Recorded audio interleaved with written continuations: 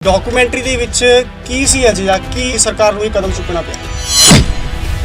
BBC ਨੇ ਆਪਣਾ ਇੱਕ ਕਹਿ ਲਓ ਕਿ ਆਪਣਾ ਪੁਆਇੰਟ ਆਫ ਵਿਊ ਰੱਖਿਆ। ਉਸ ਸਮੇਂ 2002 ਦੇ ਵਿੱਚ ਇਸ ਤਰ੍ਹਾਂ ਸਰਕਾਰ ਨੇ ਕੰਮ ਕੀਤਾ ਸੀ ਜਾਂ ਆ ਦੰਗੇ ਹੋਏ। ਕਈ ਜਿਹੜੇ ਲੋਕ ਨੇ ਉਹ ਕਹਿੰਦੇ ਨੇ ਜਿਹੜਾ 2002 ਦਾ ਗੁਜਰਾਤ ਦੰਗਾ ਸੀਗਾ ਉਹ ਇੱਕ ਕੂਚ ਸੀ। ਜਿਹੜੇ ਕਤਲੇਆਮ ਹੁੰਦੇ ਨੇ, ਨਸਲਕੁਸ਼ੀ ਹੁੰਦੀ ਆ ਜਾਂ ਦੰਗੇ ਹੁੰਦੇ ਨੇ, ਇਹਦੇ ਵਿੱਚ ਕਿਤੇ ਨਾ ਕਿਤੇ ਗਲਤ ਐਲੀਮੈਂਟ ਜਿਹੜੇ ਨੇ ਉਹ ਉਹਨਾਂ ਦਾ ਇਸਤੇਮਾਲ ਕੀਤਾ ਜਾਂਦਾ ਹੈ ਆਪਣੇ ਇੱਕ ਪੋਲੀਟੀਕਲੀ ਕਹਿ ਲਓ ਕਿ ਇੱਕ ਵੇਵ ਬਣਾਉਣ ਵਾਸਤੇ। ਆਰਟੀਕਲ 19 ਸਾਰਿਆਂ ਨੂੰ ਅਧਿਕਾਰ ਦੇ ਰਿਹਾ ਕਿ ਤੁਸੀਂ ਬੋਲ ਸਕਦੇ ਹੋ, ਤੁਸੀਂ ਦੇਖ ਸਕਦੇ ਹੋ, ਤੁਸੀਂ ਆਪਣੇ ਆਪ ਨੂੰ ਐਕਸਪ੍ਰੈਸ ਕਰ ਸਕਦੇ ਹੋ। ਵਾਇਲੈਂਸ ਨਹੀਂ ਸਹੀ, ਵਾਦ ਵਿਵਾਦ ਸਹੀ, ਪਰ ਮੈਜੋਰਟੀ 'ਚ ਇਸ ਸਮੇਂ ਜਿਹੜਾ ਸਾਡਾ ਮੀਡੀਆ ਹੈ ਉਹ ਸਹੀ ਕੰਮ ਨਹੀਂ ਕਰ ਰਿਹਾ। ਸੋ ਮਾਤਾ ਗੁਜਰੀ ਕਾਲਜ ਦਾ YouTube ਚੈਨਲ ਦੇਖ ਰਹੇ ਸਾਰੇ ਦਰਸ਼ਕਾਂ ਦਾ ਮੈਂ ਵਿਵੇਕ ਰਾਜ ਸਵਾਗਤ ਕਰਦਾ ਹਾਂ। ਤਾਂ ਸਮੇਂ ਦੀਆਂ ਸਰਕਾਰਾਂ ਨੇ ਅਕਸਰ ਹੀ ਸਾਡੇ ਅੰਦਰ ਪਨਪਦੀ ਹੋਈ ਜਿਹੜੀ ਬਗਾਵਤ ਹੈ ਉਸ ਨੂੰ ਨੱਥ ਪਾਉਣ ਦੀ ਕੋਸ਼ਿਸ਼ ਕੀਤੀ ਹੈ। ਤੇ ਭਾਵੇਂ ਗੱਲ ਕਰਨ ਥਾਪੜ ਦੀ ਕਰ ਲਓ, ਰਵੀਸ਼ ਕੁਮਾਰ ਦੀ ਕਰ ਲਓ ਜਾਂ ਫਿਰ ਕਿਸਾਨੀ ਧਰਨਿਆਂ ਦੀ, ਤਾਂ ਸਰਕਾਰਾਂ ਅਕਸਰ ਸਾਨੂੰ ਦਬਾਉਣ ਦੀਆਂ ਕੋਸ਼ਿਸ਼ਾਂ ਕਰਦੀਆਂ ਹਨ, ਸਾਜ਼ਿਸ਼ਾਂ ਕਰਦੀਆਂ ਹਨ।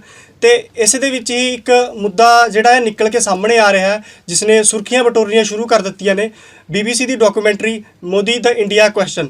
ਤਾਂ ਅੱਜ ਅਸੀਂ ਜਾਣਾਂਗੇ ਕਿ ਡਾਕੂਮੈਂਟਰੀ ਦੇ ਵਿੱਚ ਕੀ ਅਜਿਹਾ ਸੀ ਜਿਹਦੇ ਕਰਕੇ ਉਸ ਨੂੰ ਬੈਨ ਕਰਨਾ ਪਿਆ, ਜਾਂ ਫਿਰ ਉਸ ਦੇ ਕੀ ਜਿਹੜੇ ਇਲਜ਼ਾਮ ਲਾਏ ਗਏ ਉਸ 'ਤੇ, ਜਾਂ ਫਿਰ ਕਿਸ ਤਰੀਕੇ ਨਾਲ ਐਮਰਜੈਂਸੀ ਲਾਜ਼ ਦਾ ਯੂਜ਼ ਕਰਕੇ ਉਹਨੂੰ ਬੈਨ ਕੀਤਾ ਗਿਆ। ਤਾਂ ਇਸ ਦੇ ਲਈ ਸਾਡੇ ਨਾਲ ਜੁੜ ਚੁੱਕੇ ਨੇ ਪੱਤਰਕਾਰੀ ਵਿਭਾਗ ਦੇ ਪ੍ਰੋਫੈਸਰ ਦਿਲਰਾਜ ਸਿੰਘ ਬਾਜਵਾ ਜੀ। ਸਤਿ ਸ਼੍ਰੀ ਅਕਾਲ ਸਰ। ਸਤਿ ਸ਼੍ਰੀ ਅਕਾਲ ਜੀ।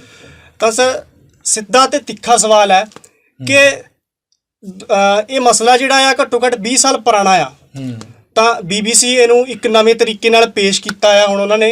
ਤੇ ਡਾਕੂਮੈਂਟਰੀ ਦੇ ਵਿੱਚ ਕੀ ਸੀ ਅਜਿਹਾ ਕਿ ਕਿਸ ਤਰੀਕੇ ਨਾਲ ਉਸ ਨੂੰ ਦੇਖਣ ਦੀ ਕੋਸ਼ਿਸ਼ ਕੀਤੀ ਗਈ ਹੈ ਕਿ ਸਰਕਾਰ ਨੂੰ ਇਹ ਕਦਮ ਚੁੱਕਣਾ ਪਿਆ? ਪਹਿਲਾਂ ਤੇ ਇਹ ਜਿਹੜੀ ਡਾਕੂਮੈਂਟਰੀ ਹੈ ਬੇਸਡ ਆ ਜੋ 2002 ਦੇ ਵਿੱਚ ਦੰਗੇ ਹੋਏ ਜੀ, ਉਹਨਾਂ ਦੰਗਿਆਂ ਦੇ ਬੇਸਡ ਆ। ਤੇ ਇਹ ਜਿਹੜੀ ਆ ਜਿਵੇਂ ਟਾਈਟਲ ਤੋਂ ਕਲੀਅਰ ਹੋ ਜਾਂਦਾ ਦਾ ਮੋਦੀ ਕੁਐਸਚਨ, ਹਾਂਜੀ, ਕਿਉਂਕਿ ਉਸ ਸਮੇਂ ਉਹ ਗੁਜਰਾਤ ਦੇ ਮੁੱਖ ਮੰਤਰੀ ਸੀ ਜੀ ਬਿਲਕੁਲ। ਤੇ ਮੁੱਖ ਮੰਤਰੀ ਹੁੰਦੇ ਹੋਏ ਕੀ ਉਹਨਾਂ ਨੇ ਕਾਰਵਾਈ ਕੀਤੀ ਜਾਂ ਕਿਸ ਤਰ੍ਹਾਂ ਕਾਰਵਾਈ ਕੀਤੀ, ਕੀ ਉਹਨਾਂ ਨੇ ਸਹੀ ਕਾਰਵਾਈ ਕੀਤੀ, ਇਹ ਜਿਹੜੀ ਡਾਕੂਮੈਂਟਰੀ ਆ ਇਹਨਾਂ ਸਾਰੇ ਸਵਾਲਾਂ ਦੇ ਬਾਰੇ ਆ ਜੀ। ਤੇ ਇਹਨੂੰ ਜਿਹੜਾ ਬੈਨ ਕਰਨਾ ਆ ਪਹਿਲਾਂ ਤੇ ਇਹ ਬਣਦਾ ਇਹ ਇਕੱਲੀ ਡਾਕੂਮੈਂਟਰੀ ਨਹੀਂ ਹੈ ਜਿਹੜੀ ਪਹਿਲੀ ਵਾਰੀ ਬੈਨ ਹੋਈ ਹੈ। ਇਸ ਤੋਂ ਪਹਿਲਾਂ ਵੀ ਚਲੋ ਇਹ ਤੇ ਆਪਾਂ ਇੱਕ ਪੋਲੀਟੀਕਲ ਐਂਗਲ ਲਾ ਲੈਂਦੇ ਹਾਂ ਕਿ ਸਰਕਾਰ ਨੇ, ਕਿਉਂਕਿ ਇਸ ਸਮੇਂ ਮੌਜੂਦਾ ਪ੍ਰਾਈਮ ਮਿਨਿਸਟਰ ਨੇ, ਉਹਨਾਂ ਕੋਲ ਸਾਰੀ ਪਾਵਰ ਆ ਕਿ ਉਹ ਚੀਜ਼ ਨੂੰ ਰੋਕ ਸਕਦੇ ਨੇ, ਪਰ ਉਹ ਸੰਵਿਧਾਨ ਤੋਂ ਉੱਪਰ ਨਹੀਂ ਹੈਗੇ। ਬਿਲਕੁਲ ਬਿਲਕੁਲ, ਸੰਵਿਧਾਨ ਸਭ ਤੋਂ ਉੱਪਰ ਆ। ਸੰਵਿਧਾਨ ਸਾਨੂੰ ਆਰਟੀਕਲ 19 ਇੱਕ ਇਹ ਦਿੰਦਾ ਹੈ ਹਾਂਜੀ ਕਿ freedom of speech and expression ਆ। ਸਾਡੇ ਦੇਸ਼ ਦੇ ਵਿੱਚ ਚਾਹੇ ਪ੍ਰਾਈਮ ਮਿਨਿਸਟਰ ਆ ਉਹਦੇ ਨਾਲ ਵੀ ਤੁਸੀਂ ਡਿਸਐਗਰੀ ਜਿਹੜੇ ਹੋ ਸਕਦੇ ਹੋ, ਸਹਿਮਤੀ ਪ੍ਰਗਟ ਕਰ ਸਕਦੇ ਹੋ ਜੇ ਮੰਨ ਲਓ ਉਹਨਾਂ ਦੇ ਪਾਸਟ ਵਿੱਚ ਕੋਈ ਚੀਜ਼ ਇਹੋ ਜਿਹੀ ਹੋਈ ਆ। ਤੇ ਡਾਕੂਮੈਂਟਰੀ ਜਿਹੜੀ ਹੁੰਦੀ ਆ ਉਹ ਤੱਥਾਂ ਦੇ ਆਧਾਰ ਤੋਂ ਹੁੰਦੀ ਹੈ ਜੀ, ਕਿਉਂਕਿ ਚਾਹੇ ਉਹਨਾਂ ਨੂੰ ਅਦਾਲਤ ਬਰੀ ਕਰ ਸਕਦੀ ਹੈ, ਅਦਾਲਤ ਸਾਡੇ ਜਿਹੜਾ ਜਸਟਿਸ ਸਿਸਟਮ ਹੈ ਉਹ ਉਹਨਾਂ ਨੂੰ ਬਰੀ ਕਰ ਸਕਦਾ ਹੈ, ਪਰ ਜੋ ਵੀ ਉਸ ਸਮੇਂ ਹਾਲਾਤ ਹੀ ਜਾਂ ਉਸ ਸਮੇਂ ਜੋ ਵੀ ਮਤਲਬ ਜੋ ਲੀਗਲ ਪ੍ਰੋਸੀਡਿੰਗਸ ਹੀ, ਕਿਉਂਕਿ ਡਾਕੂਮੈਂਟਰੀ 'ਚ ਕੁਛ ਵੀ ਇਹੋ ਜਿਹਾ ਮਤਲਬ ਜੋ ਡਾਕੂਮੈਂਟਰੀ ਡੈਫੀਨੇਸ਼ਨ ਹੈ ਕਿ ਤੱਥਾਂ ਦੇ ਆਧਾਰ ਤੋਂ ਹੁੰਦਾ ਸਾਰਾ ਕੁਛ, ਕਿ ਕੋਈ ਵੀ ਵਿਦਆਊਟ ਫੈਕਟ ਨਹੀਂ ਕੋਈ ਚੀਜ਼ ਗੱਲ ਹੋ ਸਕਦੀ। ਤੇ ਜੇ ਮੰਨ ਲਓ ਇਹੋ ਜਿਹੀ ਚੀਜ਼ ਫਲੋ ਦਾ ਇਨਫੋਰਮੇਸ਼ਨ ਹੋ ਰਿਹਾ ਹੈ ਉਸ ਨੂੰ ਰੋਕਣਾ ਉਹ ਵੀ ਗਲਤ ਹੈ ਜੀ। ਕਿਉਂਕਿ ਜਿਵੇਂ ਆਪਾਂ ਇਸ ਤੋਂ ਪਹਿਲਾਂ ਇੱਕ ਡਾਕੂਮੈਂਟਰੀ ਗੱਲ ਕਰ ਲਈ ਇੰਡੀਆਜ਼ ਡਾਟਰ। ਇੰਡੀਆਜ਼ ਡਾਟਰ ਜਿਹੜੀ ਆ ਉਹ ਬਣੀ ਹੀ 2012 ਦੇ ਵਿੱਚ ਜਿਹੜਾ ਵਾਪਰਿਆ ਬਹੁਤ ਹੀ ਮਤਲਬ ਜਿਹਨੇ ਸਾਰੇ ਦੇਸ਼ ਨੂੰ ਹਿਲਾਤਾ ਇਹੋ ਜਿਹਾ ਇੱਕ ਹਾਦਸਾ ਵਾਪਰਿਆ, ਨਿਰਭਇਆ ਰੇਪ ਕੇਸ। ਬਿਲਕੁਲ ਜੀ, ਉਹਦੇ 'ਤੇ ਵੀ BBC ਨੇ ਡਾਕੂਮੈਂਟਰੀ ਬਣਾਈ। ਉਹਨਾਂ ਨੇ ਸਿੱਧੇ ਜਿਹੜੇ ਰੇਪਿਸਟ ਹੀ ਉਹਨਾਂ ਨਾਲ ਕਨਵਰਸੇਸ਼ਨ ਕੀਤੀ, ਉਹ ਵੀ ਸਾਡੇ ਇੰਡੀਆ 'ਚ ਬੈਨ ਕਰ ਦਿੱਤੀ ਗਈ। ਉਹਦੇ ਵਿੱਚ ਤਾਂ ਅਜਿਹਾ ਕੁਛ ਵੀ ਨਹੀਂ ਸੀ, ਨਾ ਉਹਦੇ ਵਿੱਚ ਪੋਲੀਟੀਕਲ ਕੋਈ ਐਂਗਲ ਹੀ, ਉਹਦੇ ਸਿਰਫ ਇਹ ਹੀ ਕਿ ਮਤਲਬ ਇੱਕ ਜਿਹੜੇ ਸਮਾਜ ਨੂੰ ਗੰਦਾ ਕਰਦੇ ਨੇ ਉਹਨਾਂ ਲੋਕਾਂ ਦਾ ਦਿਮਾਗ ਕਿਵੇਂ ਚੱਲਦਾ, ਉਹਦੇ ਸਗੋਂ ਇੱਕ ਸਮਾਜ ਨੂੰ ਸ਼ੀਸ਼ਾ ਵਿਖਾਉਣ ਵਾਲੀ ਡਾਕੂਮੈਂਟਰੀ ਇਹ। ਚਲੋ ਇਹਦੇ 'ਚ ਆਪਾਂ ਪੋਲੀਟੀਕਲ ਐਂਗਲ ਐਡ ਕਰ ਸਕਦੇ ਹਾਂ ਕਿ ਚਲੋ ਕਿਉਂਕਿ ਪ੍ਰਾਈਮ ਮਿਨਿਸਟਰ ਦੇਸ਼ ਦੀ ਇੱਕ ਜਿਹੜੀ ਮੋਸਟ ਰਿਸਪੈਕਟੇਬਲ ਜਿਹੜੀ ਪੋਸਟ ਹੈ ਉਹ ਹੈ, ਉਹ ਸਾਰੇ ਦੇਸ਼ ਨੂੰ ਰਿਪਰੈਜ਼ੈਂਟ ਕਰਦੇ ਨੇ, ਸਾਡੇ ਇੰਡੀਆ ਨੂੰ ਰਿਪਰੈਜ਼ੈਂਟ ਕਰਦੇ ਨੇ।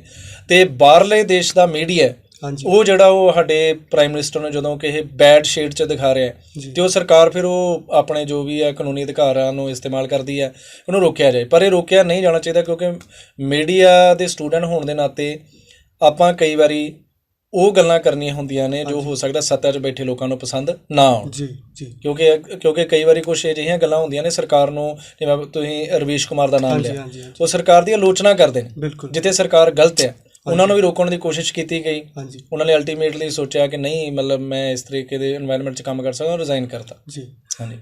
ਤੇ ਜਿਵੇਂ ਦੇਖ ਲਓ ਕਿ ਜਿਹੜਾ ਭਾਵੇਂ ਇਸ ਡਾਕੂਮੈਂਟ ਨੂੰ ਬੈਨ ਕਰ ਦਿੱਤਾ ਗਿਆ ਇੰਡੀਆ ਦੇ ਵਿੱਚ, ਪਰ ਫਿਰ ਵੀ ਕੁਝ ਥਾਵਾਂ ਨੇ ਜਿਵੇਂ ਅੱਜ ਦਾ ਜਿਹੜਾ ਜਾਗਰੂਕ ਨੌਜਵਾਨ ਹੈ ਉਹ ਦੇਖਣ ਦੀ ਕੋਸ਼ਿਸ਼ਾਂ ਕਰ ਰਿਹਾ, ਸਾਜ਼ਿਸ਼ਾਂ ਕਰ ਰਿਹਾ ਵੀ। ਤੇ ਜਿਵੇਂ 24 ਜਨਵਰੀ ਨੂੰ GNU ਦੇ ਵਿੱਚ ਜਦੋਂ ਇੱਕ ਸਕਰੀਨਿੰਗ ਲਾਈ ਗਈ ਤੇ ਉਦੋਂ ਉਹਨਾਂ ਨੇ ਡਾਕੂਮੈਂਟਰੀ ਚਲਾਈ, ਬਟ ਜਿਹੜਾ ਵਿਦਿਅਕ ਅਦਾਰਾ ਆ ਉਹਦੇ ਵੱਲੋਂ ਕੀ ਕੀਤਾ ਗਿਆ ਕਿ ਇਲੈਕਟ੍ਰਿਸਿਟੀ ਕੱਟ ਦਿੱਤੀ ਗਈ। ਤੇ ਉਸ ਤੋਂ ਬਾਅਦ ਜਦੋਂ ਸਟੂਡੈਂਟਸ ਜਿਹੜੇ ਸੀਗੇ ਮੋਬਾਈਲ ਦੇ ਵਿੱਚ, ਲੈਪਟਾਪ ਦੇ ਵਿੱਚ ਜੇ ਡਾਕੂਮੈਂਟਰੀ ਦੇਖਦੇ ਹੋਏ ਮਿਲੇ, ਉਹਨਾਂ ਤੇ ਪਥਰਾਓ ਕੀਤਾ ਗਿਆ। ਤੁਸੀਂ ਇਸ ਨਜ਼ਰੀਏ ਨੂੰ ਕਿਸ ਤਰੀਕੇ ਨਾਲ ਦੇਖਦੇ ਹੋ? ਪਹਿਲੀ ਗੱਲ ਹੈ ਕਿ ਕਿਸੇ ਵੀ ਕੈਂਪਸ ਦੇ ਅੰਦਰ ਇਹੋ ਜਿਹਾ ਮਾਹੌਲ ਨਹੀਂ ਹੋਣਾ ਚਾਹੀਦਾ ਕਿ ਇੱਕ ਦੂਸਰੇ 'ਤੇ ਮਾਰਿਆ ਜਾਏ, ਵਾਇਲੈਂਸ ਦਾ ਇਸਤੇਮਾਲ ਹੋਏ। ਇਹ ਚੀਜ਼ ਗਲਤ ਹੈ।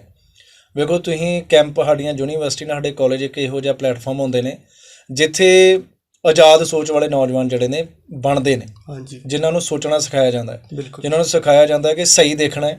ਹਾਂਜੀ। ਜਿਹੜੀਆਂ ਚੀਜ਼ਾਂ ਹੋ ਸਕਦਾ ਉਹ ਸਰਕਾਰ ਨੂੰ ਵੀ ਨਾ ਪਸੰਦ ਹੋ, ਬੇਸ਼ੱਕ ਇੱਕ ਹੀ ਕੈਂਪਸ ਦੇ ਅੰਦਰ ਅਲੱਗ-ਅਲੱਗ ਵਿਚਾਰਧਾਰਾ ਦੇ ਨੌਜਵਾਨ ਰਹਿੰਦੇ ਨੇ, ਇੱਕ ਦੂਸਰੇ ਨਾਲ ਤਕਰੀਰਾਂ ਕਰਦੇ ਨੇ, ਤਕਰੀਰਾਂ ਰਾਹੀਂ ਸਹਿਮਤੀ ਜਿਹੜੀ ਪ੍ਰਗਟ ਕਰਦੇ ਨੇ। ਜੀ। ਹੁਣ ਇਹ ਡਾਕੂਮੈਂਟਰੀ ਹੈ, ਹੁਣ 6 ਫਰਵਰੀ ਨੂੰ ਸੁਣਵਾਈ ਵੀ ਹੈ ਇਸ 'ਤੇ ਕਿ ਸੁਪਰੀਮ ਕੋਰਟ ਆਪਣਾ ਜਿਹੜੀ ਉਹ ਫੈਸਲਾ ਸੁਣਾਏਗੀ ਕਿ ਇਹਨੂੰ ਬੈਨ ਕਰਨਾ ਚਾਹੀਦਾ ਜਾਂ ਨਹੀਂ ਕਰਨਾ ਚਾਹੀਦਾ। ਉਹ ਸਰਕਾਰ ਉਹਦੇ ਕੋਰਟ ਦੇ ਅਧੀਨ ਹੈ। ਪਰ ਜਿਹੜੇ ਕੈਂਪਸ ਦੇ ਅੰਦਰ ਇਹੋ ਜਿਹੀਆਂ ਚੀਜ਼ਾਂ ਨੇ, ਕੋਈ ਕੈਂਪਸ ਦੇ ਅੰਦਰ ਹੁਣ ਜਿਵੇਂ ਕਈ ਜਿਹੜੀਆਂ ਚੀਜ਼ਾਂ ਨੇ ਉੱਥੇ ਨੌਜਵਾਨ ਚਰਚਾ ਕਰਦੇ ਨੇ, ਦੇਸ਼ ਦੇ ਬੜੇ ਗੰਭੀਰ ਮਸਲੇ ਜਿਨ੍ਹਾਂ 'ਤੇ ਚਰਚਾ ਕਰਦੇ ਨੇ। ਉਹ ਇੱਕ ਹੀ ਜਿਵੇਂ ਹੁਣ ਜਿਨ੍ਹਾਂ ਕਾਲਜਾਂ ਜਾਂ ਜਿਨ੍ਹਾਂ ਯੂਨੀਵਰਸਿਟੀਆਂ ਅੰਦਰ ਪੋਲੀਟਿਕਸ ਅਲਾਓ ਆ, ਵੇਖੋ ਇੱਕ ਜੰਗ ਬਲੱਡ ਆ, ਕਈ ਵਾਰੀ ਅਗਰੈਸਿਵ ਹੋ ਜਾਂਦੇ ਨੇ। ਅਤੇ ਅਗਰੈਸਿਵ ਹੋ ਕੇ ਵਾਇਲੈਂਸ ਕਰਨਾ ਉਹ ਚੀਜ਼ ਨਹੀਂ ਸਹੀ। ਅਗਰੈਸਿਵ ਹੋ ਕੇ ਅਗਰ ਉਹ ਵਾਦ ਵਿਵਾਦ ਕਰ ਰਹੇ ਨੇ, ਡਿਬੇਟ ਕਰ ਰਹੇ ਨੇ, ਡਿਸਕਸ਼ਨ ਕਰ ਰਹੇ ਨੇ, ਉਹ ਚੀਜ਼ ਸਹੀ ਹੈ। ਹੁਣ ਇਹ ਜੇ ਡਾਕੂਮੈਂਟਰੀ ਹੈ, ਇੱਕ BBC ਨੇ ਆਪਣਾ ਇੱਕ ਕਹਿ ਲਓ ਕਿ ਆਪਣਾ ਪੁਆਇੰਟ ਆਫ ਵਿਊ ਰੱਖਿਆ ਜੀ। ਉਹਨਾਂ ਨੇ ਆਪਣਾ ਦਿਖਾਇਆ ਹੈ ਕਿ ਉਸ ਸਮੇਂ 2002 ਦੇ ਵਿੱਚ ਇਸ ਤਰ੍ਹਾਂ ਸਰਕਾਰ ਨੇ ਕੰਮ ਕੀਤਾ ਸੀ ਜਾਂ ਆਹ ਦੰਗੇ ਹੋਏ, ਅਤੇ ਨੌਜਵਾਨ ਉਹ ਦੇਖਣਾ ਚਾਹੁੰਦੇ ਨੇ। ਅਤੇ ਕੈਂਪਸ ਦੇ ਅੰਦਰ ਨੌਜਵਾਨ ਹੁਣ ਜੇ ਸਰਕਾਰ ਉਹਨਾਂ ਨੂੰ ਰੋਕਦੀ ਹੈ ਗਲਤ ਤਰੀਕੇ ਨਾਲ ਇਸਤੇਮਾਲ ਕਰਕੇ, ਲੀਗਲੀ ਚਲੋ ਜੋ ਉਹਨਾਂ ਕੋਲ ਰਸਤਾ ਉਹ ਉਹਨਾਂ ਦੇ ਅਧੀਨ ਹੈ। ਪਰ ਜੇ ਕੋਈ ਦੇਖਣਾ ਚਾਹੁੰਦਾ, ਕਿਉਂਕਿ ਕੰਸਟੀਟਿਊਸ਼ਨਲ ਜਿਹੜੀ ਪਾਵਰ ਹੈ ਉਹ ਨਹੀਂ ਨਾ ਹੈਗੀ, ਆਰਟੀਕਲ 19 ਸਾਰਿਆਂ ਨੂੰ ਅਧਿਕਾਰ ਦੇ ਰਿਹਾ ਕਿ ਤੁਸੀਂ ਬੋਲ ਸਕਦੇ ਹੋ, ਤੁਸੀਂ ਦੇਖ ਸਕਦੇ ਹੋ, ਤੁਸੀਂ ਆਪਣੇ ਆਪ ਨੂੰ ਐਕਸਪ੍ਰੈਸ ਕਰ ਸਕਦੇ ਹੋ। ਵਾਇਲੈਂਸ ਨਹੀਂ ਸਹੀ, ਵਾਦ ਵਿਵਾਦ ਸਹੀ ਹੈ। ਤੇ ਜਿਵੇਂ ਕਈ ਜਿਹੜੇ ਲੋਕ ਨੇ ਉਹ ਕਹਿੰਦੇ ਨੇ ਜਿਹੜਾ 2002 ਦਾ ਗੁਜਰਾਤ ਦੰਗਾ ਸੀਗਾ ਉਹ ਇੱਕ ਕੂਚ ਸੀ। ਤੇ ਕੂਚ ਤਾਂ ਉਹ ਹੁੰਦੀ ਹੈ ਜਦੋਂ ਬੇਕਾਬੂ ਭੀੜ ਹੋਵੇ ਜਾਂ ਫਿਰ ਕੋਈ ਘਟਨਾ ਹੋਵੇ, ਪਰ ਕਿਤੇ ਨਾ ਕਿਤੇ ਉਸ ਦੇ ਵਿੱਚ ਜਿਹੜੇ ਨੇ ਜਾਤੀ ਜਾਂ ਫਿਰ ਉਹਦੇ ਨਸਲ ਕੁਸ਼ ਦੇ ਨਿਸ਼ਾਨ ਮਿਲੇ ਨੇ। ਜਦੋਂ ਇਹਦੀ ਸ਼ੁਰੂਆਤ ਹੁੰਦੀ ਹੈ ਜੀ, ਆਪਾਂ ਮੰਨ ਲਓ ਹੁਣ ਸ਼ੁਰੂ ਤੋਂ ਸ਼ੁਰੂ ਕਰੀਏ ਕਿ ਪਹਿਲਾਂ ਗੋਧਰਾ ਕਾਂਡ ਹੁੰਦਾ ਹੈ। ਗੋਧਰਾ ਕਾਂਡ ਤੋਂ ਬਾਅਦ ਹਿੰਸਾ ਭੜਕਦੀ ਹੈ। ਹਾਂਜੀ। ਵੇਖੋ ਸਾਡੇ ਦੇਸ਼ ਦੇ ਵਿੱਚ ਮਤਲਬ 2 ਐਪੀਸੋਡ ਇਹੋ ਜਿਹੇ ਹੋਏ ਨੇ ਜਿਨ੍ਹਾਂ ਨੇ ਪੂਰੇ ਦੇਸ਼ ਨੂੰ ਹਿਲਾਤਾ, ਇਨਸਾਨੀਅਤ ਨੂੰ ਸ਼ਰਮਿੰਦਾ ਕੀਤਾ। ਪਹਿਲਾ ਹੈਗਾ ਕਿ 1984 ਵਾਲਾ ਜੋ ਸਿੱਖ ਨਸਲਕੁਸ਼ੀ ਹੋਈ, ਅਤੇ ਦੂਸਰਾ 2002 ਗੁਜਰਾਤ ਦੰਗਿਆਂ ਵਾਲਾ। ਹੁਣ ਉਹਦੇ ਵਿੱਚ ਵੇਖੋ ਆਮ ਲੋਕ ਨਹੀਂ ਆਪਸ 'ਚ ਲੜਦੇ, ਅਲੱਗ-ਅਲੱਗ ਧਰਮਾਂ ਦੇ ਲੋਕ ਇਕੱਠੇ ਰਹਿੰਦੇ ਨੇ। ਸਾਡਾ ਦੇਸ਼ ਇਸ ਤਰ੍ਹਾਂ ਦਾ, ਸਾਡੇ ਦੇਸ਼ 'ਚ ਕੰਸੈਪਟ ਹੈ ਪਲੂਰਲਿਜ਼ਮ ਦਾ। ਜਿਹੜੇ ਕਤਲੇਆਮ ਹੁੰਦੇ ਨੇ, ਨਸਲਕੁਸ਼ੀ ਹੁੰਦੀ ਆ ਜਾਂ ਦੰਗੇ ਹੁੰਦੇ ਨੇ, ਇਹਦੇ ਵਿੱਚ ਕਿਤੇ ਨਾ ਕਿਤੇ ਗਲਤ ਐਲੀਮੈਂਟ ਜਿਹੜੇ ਨੇ ਉਹਨਾਂ ਦਾ ਇਸਤੇਮਾਲ ਕੀਤਾ ਜਾਂਦਾ ਹੈ। ਹਾਂਜੀ। ਆਪਣੇ ਇੱਕ ਪੋਲੀਟੀਕਲੀ ਕਹਿ ਲਓ ਕਿ ਇੱਕ ਵੇਵ ਬਣਾਉਣ ਵਾਸਤੇ ਜਾਂ ਪੋਲੀਟੀਕਲੀ ਆਪਣੇ ਜਿਹੜੇ ਬੈਨੀਫਿਟ ਜਿਹੜੇ ਨੇ ਉਹਨਾਂ ਨੂੰ ਗੇਨ ਕਰਨ ਵਾਸਤੇ ਯੂਜ਼ ਕੀਤਾ ਜਾਂਦਾ ਹੈ। ਹੁਣ ਉਹ 'ਤੇ ਜਿਹੜੀ ਇਨਵੈਸਟੀਗੇਸ਼ਨ ਦੇ ਅਧੀਨ ਹੈ ਉਹ ਸਰਕਾਰ ਹੈ, ਕਿਉਂਕਿ ਕੋਰਟ 'ਤੇ ਪ੍ਰਾਈਮ ਮਿਨਿਸਟਰ ਮੋਦੀ ਨੂੰ ਤੇ ਬਰੀ ਕਰ ਚੁੱਕੀ ਹੈ। ਮੋਦੀ ਖੁਦ ਕਿੰਨੀ ਵਾਰੀ ਇਹ ਚੀਜ਼ ਕਹਿ ਚੁੱਕੇ ਨੇ ਕਿ ਜੋ 2002 ਦੇ ਵਿੱਚ ਹੋਇਆ, ਕਿਸੇ ਦਾ ਵੀ ਅਗਰ ਕੁਛ ਗਲਤ ਹੋਇਆ ਤਾਂ ਉਹ ਚੀਜ਼ ਮਤਲਬ ਗਲਤ ਹੈ, ਨਿੰਦਣਯੋਗ ਹੈ, ਹੈ ਨਾ। ਅਤੇ ਜਿਹੜੀ ਉਹ ਚੀਜ਼ ਹੈ ਕਿ ਮੰਨ ਲਓ ਹੁਣ ਉਹਨੂੰ ਕਤਲੇਆਮ ਕਹਿਣਾ, ਕਿਉਂਕਿ ਜੇ ਮੰਨ ਲਓ ਦੰਗਾ ਤਾਂ ਉਹ ਹੁੰਦਾ ਜਿੱਥੇ ਬਰਾਬਰ ਦੇ ਲੋਕ ਟਕਰਾਉਂਦੇ। ਹਾਂਜੀ, ਬਿਲਕੁਲ। ਕਤਲੇਆਮ ਉਹ ਹੁੰਦਾ ਕਿ ਜਿੱਥੇ ਲੋਕ ਇੱਕ ਸ਼ਰੀਫ ਬੈਠੇ ਹੋਏ ਨੇ ਆਪਣੇ ਘਰਾਂ, ਜਿਨ੍ਹਾਂ ਨੂੰ ਇਹ ਵੀ ਨਹੀਂ ਪਤਾ ਕਿ ਬਾਹਰ ਵਾਪਰ ਕੀ ਰਿਹਾ, ਉਹਨਾਂ ਨੂੰ ਟਾਰਗੇਟ ਕਰਕੇ ਮਾਰਨਾ ਉਹ ਨਸਲਕੁਸ਼ੀ ਹੈ। ਅਗਰ ਉਹਨਾਂ ਨੂੰ ਟਾਰਗੇਟ ਕਰਕੇ ਉਹ 'ਤੇ ਰਿਪੋਰਟਸ ਨੇ ਜਿਹੜੀਆਂ ਉਹ ਅਲੱਗ-ਅਲੱਗ ਤਰ੍ਹਾਂ ਦੀਆਂ ਨੇ, ਕਿਉਂਕਿ ਉਸ ਸਮੇਂ ਜਦੋਂ ਗੋਧਰਾ ਕਾਂਡ ਤੋਂ ਬਾਅਦ ਇੱਕ ਫਿਰਕਾ ਪ੍ਰਸਤੀ ਵਾਲਾ ਮਾਹੌਲ ਬਣਿਆ, ਅਤੇ ਉਸ ਸਮੇਂ ਜਿਹੜਾ ਇਹ ਸਾਰਾ ਕੁਛ ਵਾਪਰਿਆ। ਅਤੇ ਪਰ ਇਹ ਇੱਕ ਕਹਿ ਲਓ ਕਿ ਇਨਸਾਨੀਅਤ ਨੂੰ ਸ਼ਰਮਿੰਦਾ ਕਰਨ ਵਾਲਾ ਜਿਹੜਾ ਇੱਕ ਇੰਸੀਡੈਂਟ ਸੀ। ਅਤੇ ਕਿਤੇ ਨਾ ਕਿਤੇ ਜਿਵੇਂ ਵੀ ਉਸ ਸਮੇਂ ਦੀ ਜਿਹੜੀ ਪੁਲਿਸ ਪ੍ਰਸ਼ਾਸਨ ਹੈ ਉਹ ਕੀ ਕਰ ਰਹੀ ਸੀ ਜਦੋਂ ਇਹ ਦੰਗੇ ਹੋ ਰਹੇ ਸੀ, ਜਦੋਂ ਇਹ ਨਸਲਕੁਸ਼ੀ ਹੋਈ, ਇਹ ਬਹੁਤ ਵੱਡਾ ਇੱਕ ਸਵਾਲ ਖੜਾ ਕਰਦਾ ਹੈ। ਅਤੇ ਅੱਜ ਦੇ ਵਿੱਚ ਵੀ ਜੇ GNU ਦੇ ਸਟੂਡੈਂਟਸ ਉੱਥੇ ਨਾਅਰੇ ਲਾਉਂਦੇ ਨੇ ਤਾਂ ਉਹਨਾਂ ਨੂੰ ਹੁਣ ਵੀ ਅਰੈਸਟ ਕੀਤਾ ਜਾ ਰਿਹਾ, ਉਦੋਂ ਵੀ ਅਰੈਸਟ ਕਰਕੇ ਧੁੰਨ ਦਿੱਤਾ ਸੀ ਥਾਣਿਆਂ ਦੇ ਵਿੱਚ। ਇਹ ਸਾਡੇ ਸੰਵਿਧਾਨਿਕ ਹੱਕਾਂ ਦੀ ਜਿਹੜੀ ਆ ਉਹਨੂੰ ਖੋਣਾ ਆ, ਉਹਨੂੰ ਕੁਚਲਣਾ ਹੈ। ਜੋ ਬਹੁਤ ਜ਼ਿਆਦਾ ਗਲਤ ਆ। ਹੁਣ ਮੰਨ ਲਓ ਵਿਦਿਅਕ ਸੰਸਥਾਵਾਂ ਦੇ ਅੰਦਰ ਵਿਦਿਆਰਥੀ ਜਿਹੜੇ ਨੇ ਉਹ ਆਪਣੀ ਕੋਈ ਜਿਹੜੀ ਇੱਕ ਦੇਸ਼ ਦਾ ਬਹੁਤ ਵੱਡਾ ਮੁੱਦਾ ਹੈ ਜਾਂ ਦੇਸ਼ ਦਾ ਇੱਕ ਬਹੁਤ ਵੱਡਾ ਵਾਕਿਆ ਹੈ ਉਹਦੇ ਬਾਰੇ ਗੱਲਬਾਤ ਕਰਨਾ ਚਾਹੁੰਦੇ ਨੇ ਜਾਂ ਕਰਦੇ ਨੇ, ਤੇ ਪੁਲਿਸ ਵੱਲੋਂ ਜਿਹੜਾ ਆ ਉਹ ਉਹਨਾਂ ਦੇ ਪਿੱਛੇ ਜੇ ਕੇਸ ਵੀ ਆਏ ਨੇ, ਜਿਵੇਂ ਜਵਾਹਰ ਲਾਲ ਨਹਿਰੂ ਯੂਨੀਵਰਸਿਟੀ ਦੇ ਅੰਦਰ ਦੇਸ਼ ਧਰੋਹ ਦੇ ਚਾਰਜ ਲਾਏ ਗਏ ਵਿਦਿਆਰਥੀਆਂ ਦੇ ਉੱਪਰ। ਉਹਨਾਂ ਨੂੰ ਇੱਕ ਇਹੋ ਜਿਹੇ ਪ੍ਰੋਸੈਸ ਥਾਣੇ ਲੰਘਾਇਆ ਗਿਆ ਕਿ ਜਿਵੇਂ ਉਹ ਕ੍ਰਿਮੀਨਲ ਹੁੰਦੇ ਨੇ, ਤੇ ਉਹਨਾਂ ਨੂੰ ਇਹ ਅਹਿਸਾਸ ਕਰਵਾਇਆ ਗਿਆ ਕਿ ਜਿਵੇਂ ਇੱਕ ਹਾਰਡਕੋਰ ਕ੍ਰਿਮੀਨਲ ਹੁੰਦਾ ਉਹਦੇ ਨਾਲ ਟ੍ਰੀਟਮੈਂਟ ਕੀਤੀ ਜਾਂਦੀ ਹੈ, ਉਸ ਤਰ੍ਹਾਂ ਟ੍ਰੀਟਮੈਂਟ ਕੀਤੀ ਗਈ। ਇਹ ਜਿਹੜੀ ਚੀਜ਼ਾਂ ਇੱਕ ਵਿਦਿਆਰਥੀ ਹੁੰਦਾ ਉਹਦੇ ਮਨ 'ਤੇ ਬੜਾ ਇੱਕ ਗਹਿਰਾ ਅਸਰ ਪਾਉਂਦੀਆਂ ਨੇ। ਉਹ ਆਪਣੇ ਦੇਸ਼ ਦੇ ਸਿਸਟਮ ਤੋਂ ਨਿਰਾਸ਼ ਹੁੰਦਾ, ਕਿਉਂਕਿ ਪੁਲਿਸ ਦਾ ਕੰਮ ਕੀ ਆ, ਵੇਖੋ ਸਾਡੇ ਦੇਸ਼ ਦੇ ਵਿੱਚ ਹੋਰ ਵੀ ਬੜੇ ਵੱਡੇ ਕ੍ਰਾਈਮ ਨੇ ਜਿਨ੍ਹਾਂ 'ਤੇ ਉਹ ਐਕਸ਼ਨ ਲੈਣ ਦੀ ਬਜਾਏ ਜਿਹੜੇ ਕੈਂਪਸਾਂ ਦੇ ਅੰਦਰ ਵਿਦਿਆਰਥੀ ਆਪਸ ਵਿੱਚ ਕੋਈ ਚਰਚਾ ਕਰ ਰਹੇ ਨੇ। ਮੈਂ ਪਹਿਲਾਂ ਵੀ ਜਿਵੇਂ ਗੱਲ ਕੀਤੀ ਕਿ ਅਗਰੈਸਿਵ ਹੋ ਸਕਦੇ ਨੇ, ਜੰਗ ਬਲੱਡ ਆ, ਉਹ ਕੋਈ ਵਾਦ ਵਿਵਾਦ ਕਰ ਰਹੇ ਨੇ, ਕਿਸੇ ਮੁੱਦੇ ਨੂੰ ਲੈ ਕੇ ਅਗਰੈਸਿਵ ਹੋ ਸਕਦੇ ਨੇ। ਅਗਰ ਉਹ ਵਾਇਲੈਂਸ ਕਰ ਰਹੇ ਨੇ ਤਾਂ ਪੁਲਿਸ ਇੰਟਰਫੇਅਰ ਕਰੇ, ਨਹੀਂ ਤੇ ਕੈਂਪਸਾਂ ਦਾ ਮਾਹੌਲ ਇਸ ਤਰ੍ਹਾਂ ਖਰਾਬ ਹੁੰਦਾ ਕਿ ਅਨਨੈਸੈਸਰਲੀ ਤੁਸੀਂ ਕਿਹਨੂੰ ਟਾਰਗੇਟ ਕਰ ਰਹੇ ਹੋ। ਉਹਨਾਂ ਬੱਚਿਆਂ ਨੂੰ ਜਿਹੜਾ ਤੁਸੀਂ ਮਤਲਬ ਇਸ ਤਰੀਕੇ ਨਾਲ ਜੇਲ੍ਹਾਂ ਦੇ ਅਦਾਲਤਾਂ 'ਚ ਪੇਸ਼ ਕਰ ਰਹੇ ਹੋ ਜਿਵੇਂ ਕੋਈ ਉਹ ਬੜੇ ਵੱਡੇ ਕ੍ਰਿਮੀਨਲ ਨੇ। ਉਹਨਾਂ ਦਾ ਦੋਸ਼ ਇੰਨਾ ਹੋ ਸਕਦਾ ਹੈ ਕਿ ਉਹ ਵਾਦ ਵਿਵਾਦ ਕਰ ਰਹੇ ਹੀ ਮੰਨ ਲਓ ਕਿਸੇ ਚੀਜ਼ ਦੇ ਪ੍ਰਤੀ ਡਿਸਐਗਰੀ ਹੋ ਰਹੇ ਨੇ। ਸਹਿਮਤੀ ਦਾ ਸਾਡਾ ਕਾਨੂੰਨੀ ਅਧਿਕਾਰ ਆ, ਸਾਡਾ ਕੁਦਰਤੀ ਅਧਿਕਾਰ ਵੀ। ਜਿਵੇਂ ਆਪਾਂ ਸੰਵਿਧਾਨ 'ਚ ਸਾਨੂੰ ਦਿੱਤਾ ਗਿਆ ਕਿ freedom of speech and expression ਦੀ, ਜਿਵੇਂ ਆਪਾਂ ਪੜ੍ਹਦੇ ਹਾਂ USA ਦੇ ਕਿਸੇ ਫੇਮਸ ਜਿਹੜਾ ਰਾਈਟਰ ਹੈ ਉਹਦੀ ਪੜ੍ਹਦੇ ਹਾਂ ਕਿ ਉਹਨਾਂ ਨੇ ਕਿਹਾ ਕਿ ਮੈਂ ਜੇ ਕੋਈ ਉਹਦੇ ਨਾਲ ਸਹਿਮਤੀ ਨਹੀਂ ਰੱਖਦਾ ਉਹਦੀ ਨਾ ਸਹਿਮਤੀ ਦੇ ਅਧਿਕਾਰ ਵਾਸਤੇ ਵੀ ਉਹ ਜਿਹੜੇ ਨੇ ਉਹ ਜਾਣ ਦੇ ਦੇਣਗੇ। ਕਿ ਡਿਸਐਗਰੀ ਮੰਨ ਲਓ ਮੈਂ ਕੋਈ ਗੱਲ ਕਹਿ ਰਿਹਾ, ਕੋਈ ਮੇਰੇ ਨਾਲ ਡਿਸਐਗਰੀ ਹੈ, ਇਹ ਉਹਦਾ ਰਾਈਟ ਹੈ ਸਾਹਮਣੇ ਵਾਲੇ ਦਾ। ਤੇ ਇਹ ਜਿਹੜੀ ਨਾ ਸਹਿਮਤੀ ਆ, ਮੰਨ ਲਓ ਇਹਨੂੰ ਮੰਨ ਲਓ ਆਪਾਂ ਜ਼ਬਰਦਸਤੀ ਇਹਨੂੰ ਸਹਿਮਤ ਕਰਵਾਉਣ ਵਾਸਤੇ ਕੋਈ ਲੀਗਲ ਜਾਂ ਹੋਰ ਚੀਜ਼ਾਂ ਨੂੰ ਉਹਦੀ ਆੜ 'ਚ ਕਿਸੇ ਨੂੰ ਚੁੱਪ ਕਰਵਾਉਣਾ ਚਾਹੀਏ, ਉਹ ਚੀਜ਼ ਗਲਤ ਹੈ। ਤੇ ਜਿਵੇਂ ਕਿ ਕਹਿੰਦੇ ਇਤਿਹਾਸ ਕਦੇ ਕਿਸੇ ਨੂੰ ਮਾਫ ਨਹੀਂ ਕਰਦਾ, ਤੇ ਗੱਲ ਭਾਵੇਂ 370 ਹਟਾਉਣ ਦੀ ਲੈ ਲਓ ਜਾਂ ਫਿਰ ਪਤਾ ਨਹੀਂ ਕਿੰਨੇ 100 ਸਾਲਾਂ ਤੋਂ ਚੱਲ ਰਹੇ ਰਾਮ ਮੰਦਿਰ ਦੀ ਲੈ ਲਓ, ਉਹ ਮਸਲੇ ਸੁਲਝਾਏ ਗਏ। ਬਟ ਫਿਰ ਵੀ ਕਿਤੇ ਨਾ ਕਿਤੇ ਤੁਹਾਨੂੰ ਕੀ ਲੱਗਦਾ ਇਹ ਡਾਕੂਮੈਂਟਰੀ ਸਾਹਮਣੇ ਆਉਣ ਤੋਂ ਬਾਅਦ, ਇਸ ਮਸਲੇ ਨੂੰ ਦਬਾਉਣ ਤੋਂ ਬਾਅਦ, ਕੀ ਲੋਕ ਜਿਹੜੇ ਨੇ ਉਹ ਸੈਂਟਰ ਸਰਕਾਰ ਜਾਂ ਫਿਰ ਮੌਜੂਦਾ ਸਰਕਾਰ ਨੂੰ ਮਾਫ ਕਰ ਦੇਣਗੇ?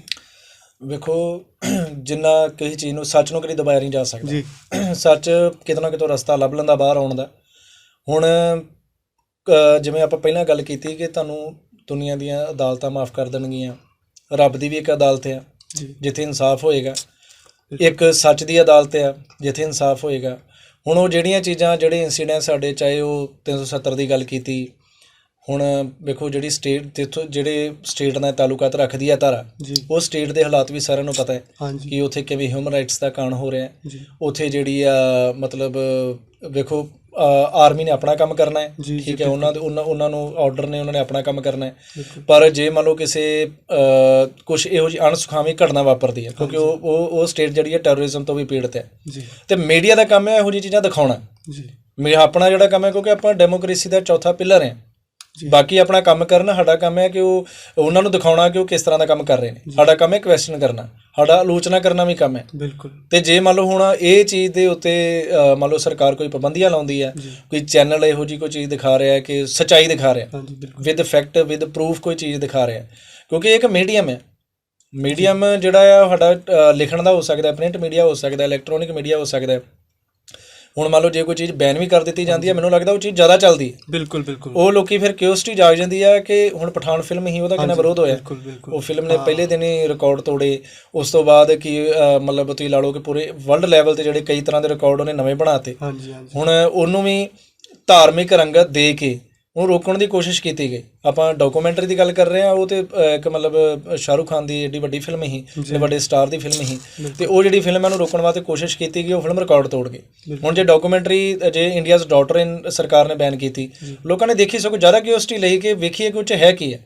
ਇਹ ਕਿਉਂਕਿ ਹਿਊਮਨ ਇੱਕ ਨੇਚਰ ਹੈ ਕਿ ਜਦੋਂ ਤੁਸੀਂ ਕਿਸੇ ਚੀਜ਼ ਨੂੰ ਰੋਕਦੇ ਹੋ ਜ਼ਿਆਦਾ ਹੋਣ ਲੱਗ ਜਾਂਦੀ, ਕਿਉਂਕਿ ਜੇ ਤੁਸੀਂ ਕਿਸੇ ਚੀਜ਼ ਨੂੰ ਨਾਰਮਲਾਈਜ਼ ਕਰ ਦੋਗੇ, ਹੋ ਸਕਦਾ ਉਹ ਓਨੀ ਨਾ ਫੈਲੇ ਜਿੰਨੀ ਉਹਨੂੰ ਆਪਾਂ ਰੋਕਣ ਦੇ ਚੱਕਰ ਵਿੱਚ ਫੈਲਾ ਦਿੰਦੇ ਹਾਂ। ਹੁਣ ਚਲੋ ਇੰਡੀਆ 'ਚ ਬੈਨ ਕੀਤੀ, ਇੰਡੀਆ ਨੂੰ ਇਕੱਲੇ ਜਿਹੜੇ ਬਾਹਰ ਬੈਠੇ ਨੇ ਉਹ ਵੀ ਦੇਖ ਰਹੇ ਨੇ, ਉਹ ਵੀ ਆਪਣਾ ਇੱਕ ਪੁਆਇੰਟ ਆਫ ਵਿਊ ਰੱਖਦੇ ਨੇ।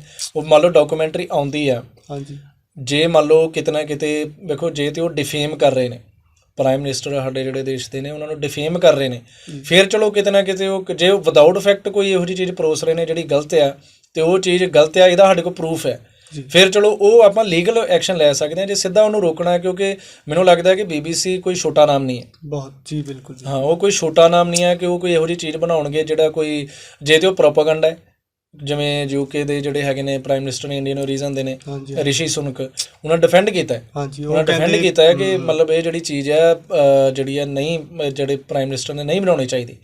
ਅਤੇ ਉਹ ਜਿਹੜੀ ਚੀਜ਼ ਹੈ ਜੇ ਮੰਨ ਲਓ ਇਸ ਤਰ੍ਹਾਂ ਦਾ ਕੋਈ ਡਿਫੈਂਡ ਕਰ ਰਿਹਾ, ਹੁਣ ਸੱਚ ਜਾਂ ਝੂਠ ਹੈ ਉਹਦੀ ਡਾਕੂਮੈਂਟਰੀ ਤੱਥਾਂ ਦੇ ਬੇਸਡ ਹੁੰਦੀ ਆ। ਜੀ ਉਹਨਾਂ ਨੇ ਪੇਸ਼ ਕਰਨਾ ਹੈ, ਜੋ ਵੀ ਇੰਸੀਡੈਂਸ ਹੋਇਆ ਉਹਨਾਂ ਨੇ ਉਹ ਪੇਸ਼ ਕਰਨਾ ਹੈ, ਮੌਕੇ ਦੀਆਂ ਚੀਜ਼ਾਂ ਨੂੰ ਦੱਸਣਾ ਹੈ ਕਿ ਉਸ ਸਮੇਂ ਕੀ ਹਾਲਾਤ ਸੀ।